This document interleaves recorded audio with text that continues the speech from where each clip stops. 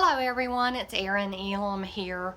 I'm having a little technical difficulty getting the camera set up right. I'm on vacation and not at home, so I am not in my usual space. But I wanted to talk to you today about animals and how animals will mirror our energy and our behavior back to us. Sometimes an animal will come to you because you have certain issues, certain emotional issues, certain physical issues, maybe some mental issues, and certain animals will be drawn to you for that to help you bring that to light and help you heal that. It's particularly evident in households where there's a lot of anger or a lot of fear or a lot of chaos going on. If you have an aggressive animal in your house, people will say, well, my dog's very aggressive, and my first curious wondering when someone says that to me is wonder what's going on in the household. Is there a member of the household that's aggressive? Is there a lot of anger in the household? Is there a lot of yelling and screaming and disharmony and dysfunction going on?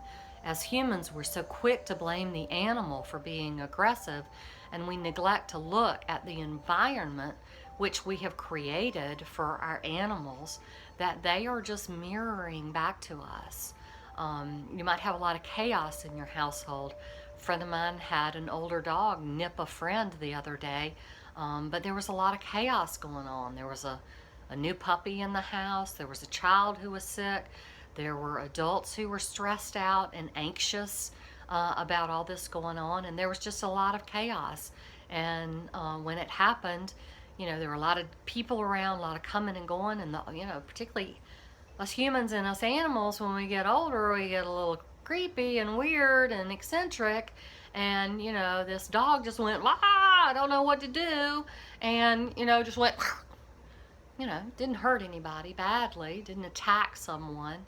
It's just a reaction to all the chaos that was going on in the home. So a lot of times our animals will mirror that back to us so that we can take a look at it. And is typical with the universe. If we don't get it when it's kind of small and benign, it gets worse and gets bigger and bigger, and animals will mirror that back to us.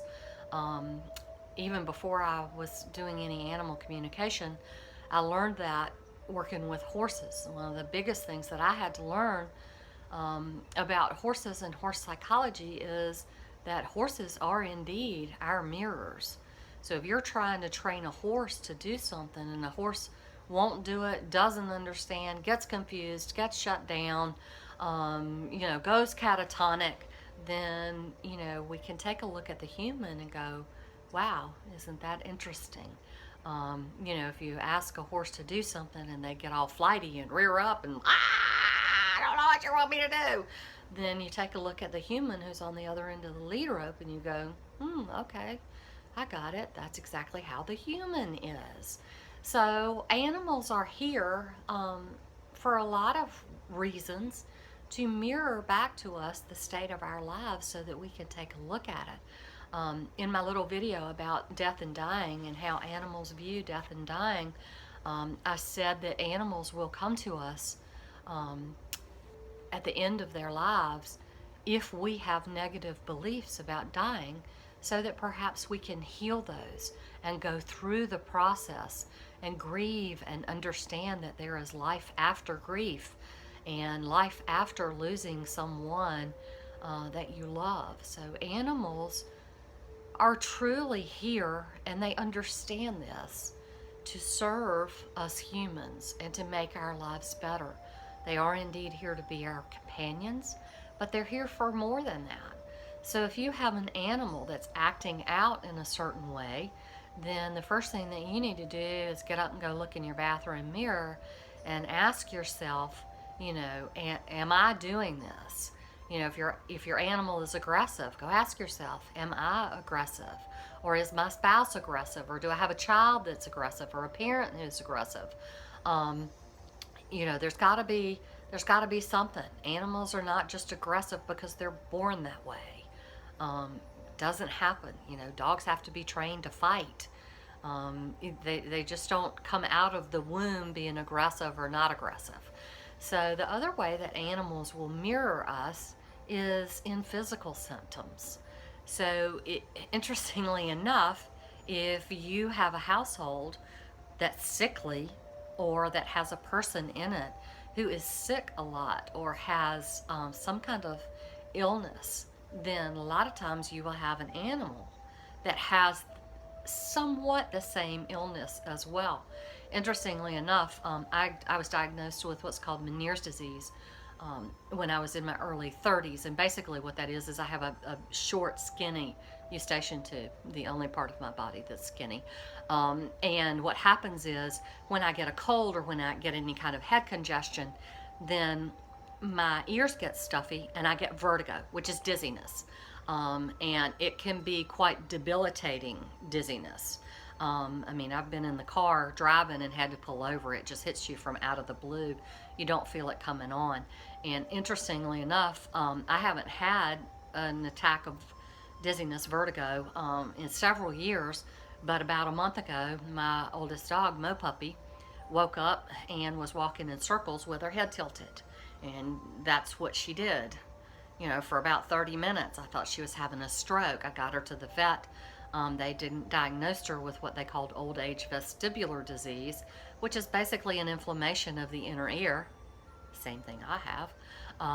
And it was quite interesting to me how that had flowed, because Mo has certainly been with me throughout many of my vertigo episodes. I mean, there were times when I literally had to crawl to the laundry room to feed the dogs in the morning. So it can be quite bad. But, you know, luckily for her, there is medication. There are natural things that we can do for her: Aroma Boost and Neuro Boost, essential oils blends that I get from Dr. Melissa Shelton at Animal EO. That is a shameless plug, but I do not receive any money from it. I love her blends, use them for all of my animals, my horses, my dogs, all of it. Just love her stuff. And Mo Puppy is much better. She took about 3 or 4 days for her to kind of get back to normal, but she's fine. But I understand that she's going to have these episodes from now on, so we have to manage them. So that's an example of an animal mirroring back to you whatever's going on in your physical body. So what I would encourage you to do is to take this information and do an experiment, you know. Look and see for yourself whether or not you think that's true in your own life and in your own experience. Start looking around at your animals or the animals that you're in contact with, and see, you know, whether or not you can figure out what's going on based on the animal's behavior. It's quite interesting to look at life as an experiment in that fashion, and begin to look for other avenues of explanations for behavior. So I'm doing a series of these short videos on different topics revolving around animals and animal communication. I hope that you will take this information and use it for the betterment of your life with your animals, and would love to hear what you have to say about it. My website is www.erinelam.com, ERINELAM. Or you can like my Facebook page, which is The Compassionate Badass, and give me some feedback, post some comments about what you think about what I've got to say. If you're very interested in what I have to say and would like to learn more about animal communication, then I would offer you the opportunity to study with me and learn animal communication. Just go to the shop page on my website and decide what's right for you. So until next time, tally ho.